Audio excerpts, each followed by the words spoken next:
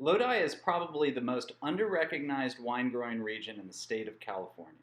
The Lodi Rules Sustainability Initiative is easily the most aggressive and structured full-circle sustainability program in the country.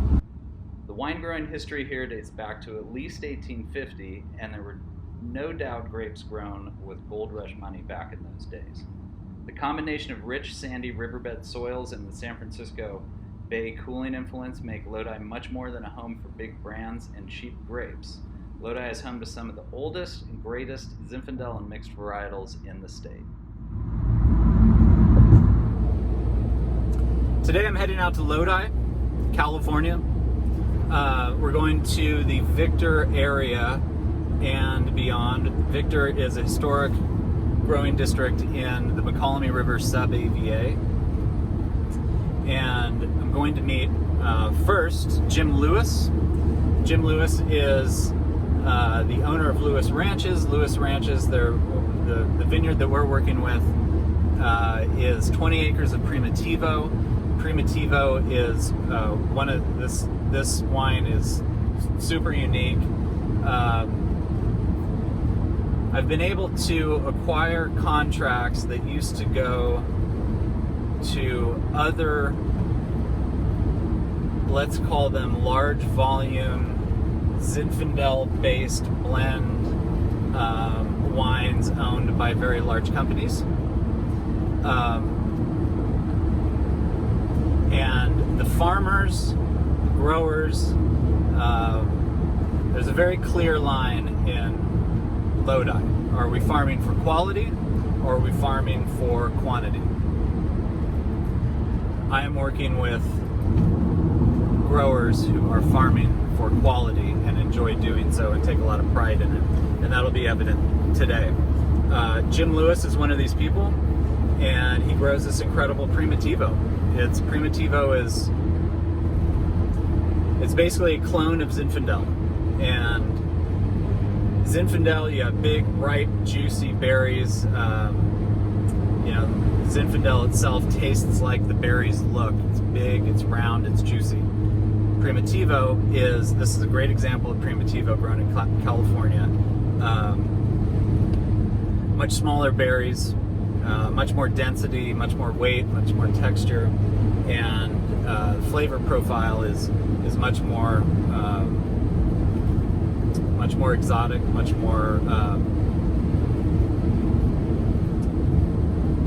more dynamic.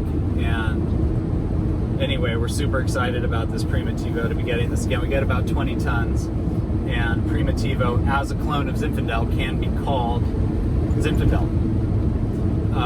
Secondly, I'm meeting with Markus Bokisch, who anyone who is familiar with Lodi grape growing and winemaking has heard the word Markus Bokisch, heard the name Markus Bokisch. He's the local pioneer of every Spanish and Portuguese varietal you can imagine being cultivated in California, and he's doing his wines are incredible, and he owns and farms a lot of vineyards and is a central character in the area. So super excited to see Markus and the vineyards that currently the two vineyards that we work with Markus. The Cease vineyard is a vineyard going back to the 1930s, and we'll see those old dogs today.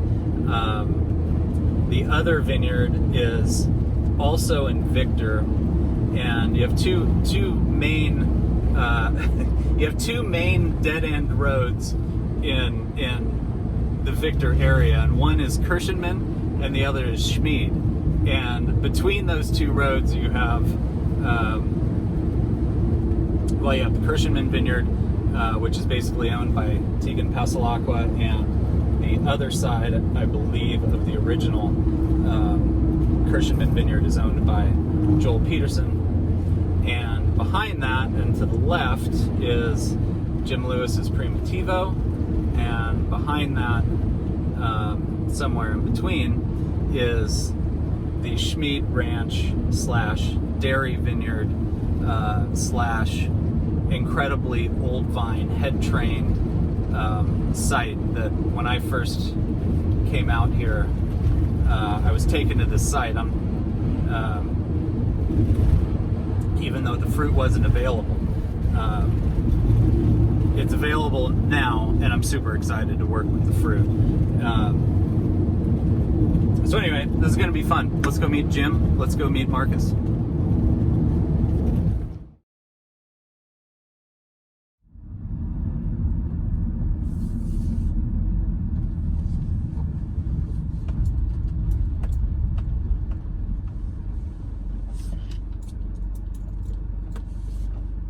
How does Primitivo differ from Zinfandel? Primitivo is a little bit looser cluster, so they never really tighten up as much. You get better color, better flavors out of it.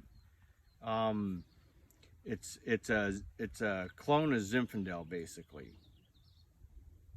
So it's very similar to Zinfandel, but you have smaller berries. It's maybe a more intense. Yeah.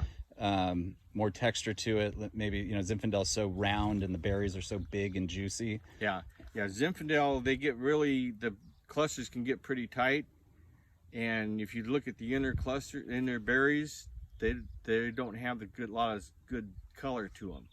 Where with the Primitivo, they all color up more evenly. So you get better flavors in the wines and more intense color. Yeah, more concentration, more saturation. Mm-hmm. Yeah, that's why we love your Primitivo vineyard. Well, we're in the Mokelumne River appellation, and that's one of the things is we're close to the river, so we've got a little bit sandier soils, so we can control the vigor a little more. Mm-hmm. By how we irrigate and everything, so we got more control over it than some of the other areas. In my family, there's vineyard that's still producing now that was planted in 1912. Okay. When do I get to buy some of that? It's in a long-term contract right now. So. How long term? I don't know. I'd have to look at it. Keep us in mind. Okay. Bloom in about 2 weeks ago, and so another 30 days, and we'll probably start seeing some color.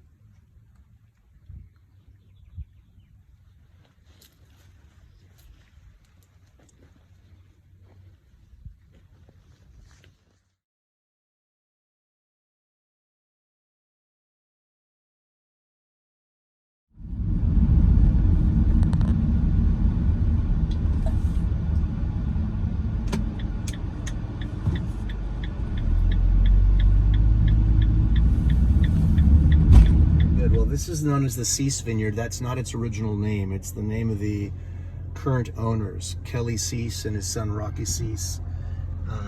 Kelly has had this vineyard for close to 10 years now. The vineyard was planted in the early to mid 30s, so basically right after Prohibition. It's a unique vineyard because although it's in the Lodi AVA, it's located pretty far east of where the head train vines in the Lodi area are typically known to grow.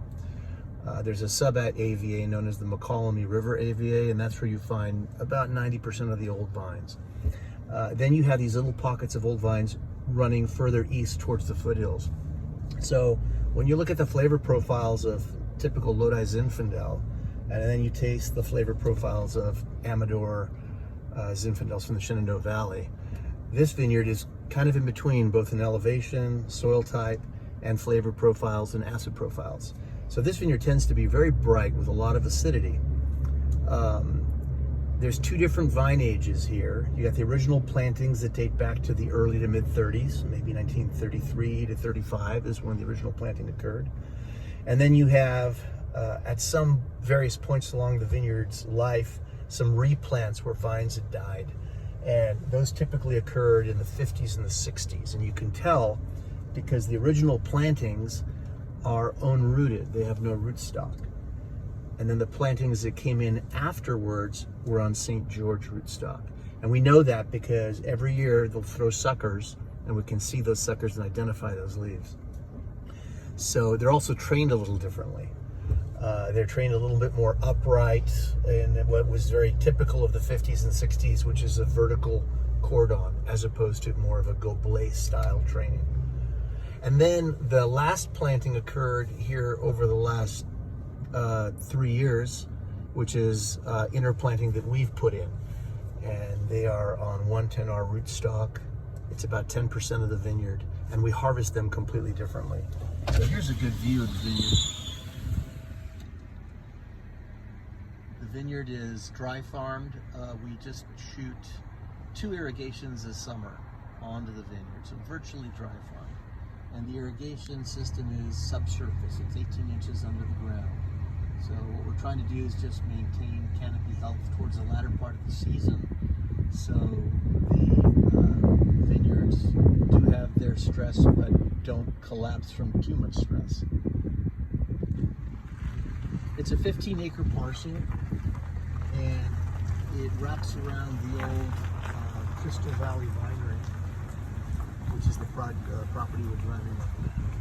It's undulating sandy loam. It's the Tokay Fine Sandy Loam series, which is what you typically find Old Vine Zinfandels to be on in Lodi. You're looking due east now, and now we're beginning to look due north. And if you were to look beyond those walnuts over there, you would drop into the Mokelumne River basin. And all the soils that this vineyard is planted on are basically alluvial sandy deposits from the Mokelumne River, just like all the old vine zins that are located in the Mokelumne River sub-AVA. You can look at, let's say, this vine right here. This is a classic vine that dates back to the plantings of the 30s. And this one here as well, you can see that the structure isn't what they call a vertical cordon, which is basically like a trunk with spurs that radiate out from it. It's more like a gobelet style. Here's another old vine, younger or smaller. This is a younger vine. This is only 70 years old. These vines, you can see you've got a trunk that goes shooting straight up, and then radiating out from it, spiraling upwards, are the spur positions, the arms and the spur positions from which the fruit radiates. And but it's interestingly enough all the same clonal selection. So they must have used budwood from the older vines. So a lot of these older selections that were just post-Prohibition, a lot of this fruit was packed out of the area through Prohibition and afterwards to markets in the East Coast for home winemakers. And so the selections that were preferred for all of that travel by rail car were selections that traveled well and that didn't tend to rot as much. That's a great tribute.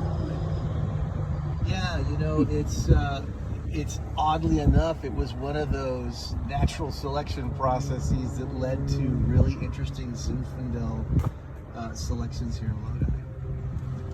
Right up here in front, you can see a whole bunch of the vines between this section right here. Yeah, there we go. Now these vines, they droop to the ground, as you can see, and then in about, right now we're on the 9th of June, so in about a couple of weeks we're going to go in and remove all the leaves on the east side, on the morning side, so we get good airflow as the crop gets close to going through veraison. And then we are going to cut some of the shoot tips that are laying on the ground so that we can go and work the soil without grabbing the canes and ripping off valuable spur positions. There's some really old gnarly vines.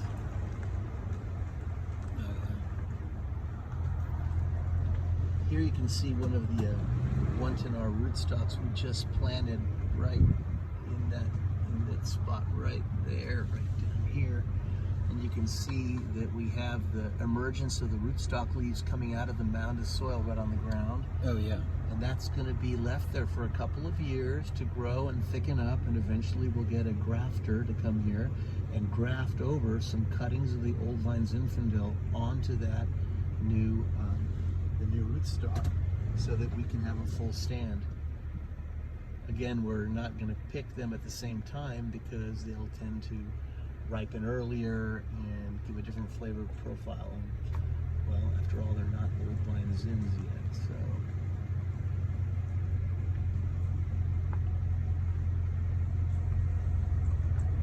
These vines are getting just to the point where they're ending their vegetative vigor cycle. And they're going to now start focusing on ripening their emerging.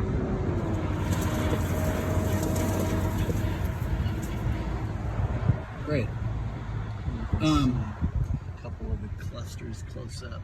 Oh yeah. They're still totally green. You'll see in a few of those clusters what we call hens and chicks, which means berries of different sizes.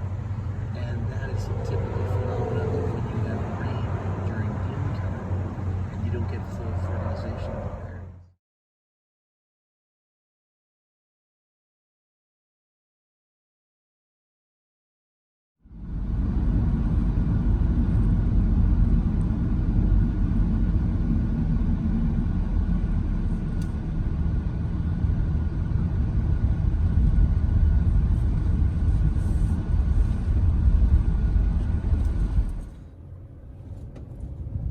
So again, this is planted in 1914.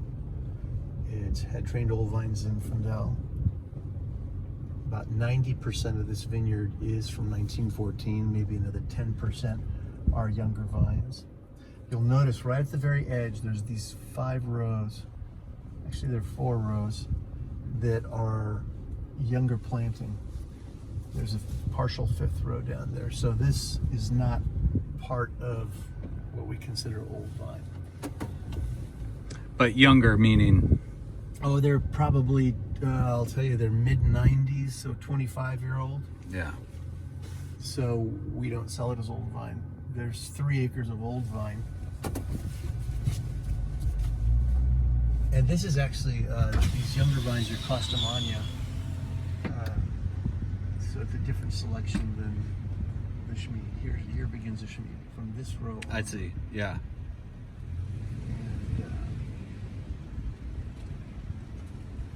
And so, yeah, this has been in the family. It was planted by the grandfather of the current generation, and they're in their 80s. So, and he would take his grandchildren, Ross Schmied, Carl Schmied, Leland Schmied, and they would walk in their dad's footsteps, stepping on this really fine silty Tokay loam, and then they would put their ditches in and ditch irrigate like was so typical here in the Mokelumne River AVA. They play in the ditches, and they have the family has very fond memories of this. And the last person to farm this was Ross Schmied, who was just one of these salt of the earth people who just had dirt under his nails and just loved this vineyard, absolutely loved this vineyard. And so when he passed away, I was very, very fortunate to be able to take over the reins and continue farming this vineyard, which is now owned by Ross's widow, Susan, and some of the other children of the Schmied family. And this Victor area is really unique because that it has a really high concentration of head-trained old vine Zin, and the reason is because the Zins from this area are kind of the iconic old vine Lodi Zins. They do very, very well. They tend to, they're planted on a soil that about 3 feet down has a bit of a hard pan. I didn't get that. Can you try again? That's mostly made out of calcium carbonate, so a lime. And these old vines tend to wick water off of that hard pan. And wherever you break the hard pan, then the water holding capacity of the soil isn't the same, and the vines tend to need to be irrigated more often. So if you were to walk the vineyard, you'd notice the undulation of the soil because it's never been laser level and flattened like so many newer pieces in this area.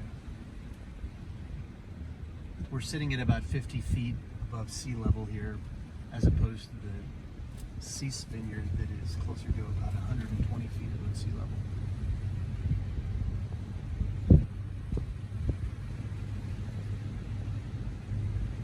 All unrooted. You'll see drip tube on the ground, and we will drip this about 4 times a year, just a couple gallons of water every shot, just to keep the vines healthy. And you can see here we are in the beginning of June, and a lot of these vines have completely stopped their growth. You know, you get that nice cane with 12 to 16 leaves on it, which is all you need to ripen the fruit.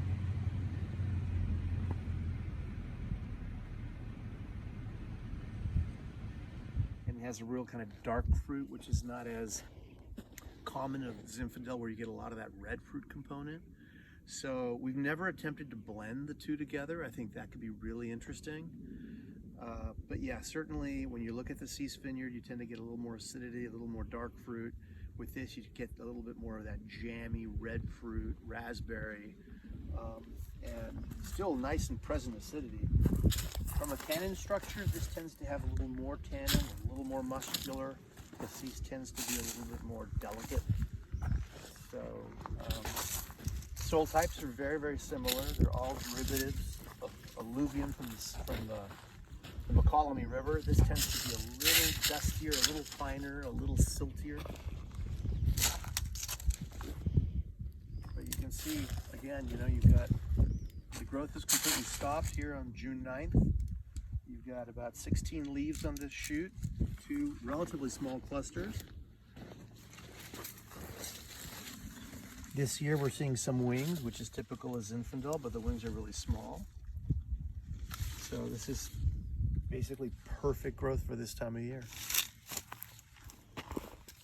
Now our job is to keep these leaves healthy as these clusters size up a little bit more and go through veraison and keep moving forward. And this guy is propped up here. So this guy, this is very interesting. Remember how I said about 90% of the vines are old vine and there's 10% that are younger? Again, there's that 1950s replanting of Zinfandels in old vine blocks. And in that case, what they did was a vertical cordon. So you have this big trunk going straight up with arms radiating out of this trunk. These tend to slow down later. You can still see some new growth here. And we spent the majority of our time on these larger vines trying to control them so that we can bring them in at the same time as these older vines that naturally self-regulate. These are on rootstock, which is primarily the reason why they're more vigorous, whereas these vines here are own-rooted. They're still around with us today because these sandy and silty loams don't allow for phylloxera to populate because they can't walk through any crevices or fissures from one vine to another because they're sand. They collapse the crevices, and so phylloxera can't expand in these soils. A really unique worldwide situation to have vines that have no rootstocks and survive for so long.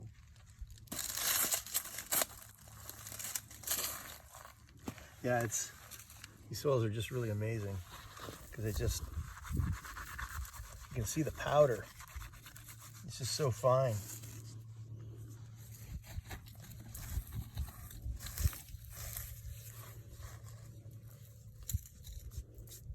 And I can attest to the fact that these soils also grow really good mushrooms for those mushroom hunters out there. One year I was in this vineyard when it was in the late spring, loaded with morels. It only happened one year, but I'd only wish that I had done more collecting of those morels. They were beautiful. Naturally occurring. Naturally occurring. The spores are everywhere, but they just don't come out but maybe once every 20 years.